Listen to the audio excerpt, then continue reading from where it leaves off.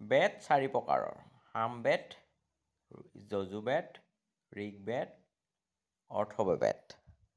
14 শাস্ত্ৰ হৈছে শিক্ষা, কল্প, জ্যোতিষ, মীমাংসা, ন্যায়, দণ্ড, ব্যাকৰণ, আয়ুৰ্বেদ, ছন্দ, স্মৃতি, নিৰুক্ত, গন্ধৰ্ব, ধনুৰ্বেদ আৰু কাব্য। 18 পুৰাণ হৈছে ব্ৰহ্মপুৰাণ, পদ্মপুৰাণ, অগ্নিপুৰাণ, বিষ্ণু পুৰাণ, মাৰ্কণ্ডেয় পুৰাণ, নাৰদ পুৰাণ, বায়ু পুৰাণ, শিৱ পুৰাণ, ভাগৱত পুৰাণ, ব্ৰহ্মবৈৱৰ্ত পুৰাণ, লিংগ পুৰাণ, বৰাহ পুৰাণ, স্কন্দ পুৰাণ, বামন পুৰাণ, কৰ্ম পুৰাণ, মৎস্য পুৰাণ, গৰুড় পুৰাণ আৰু শেষৰখন হৈছে ব্ৰহ্মাণ্ড পুৰাণ।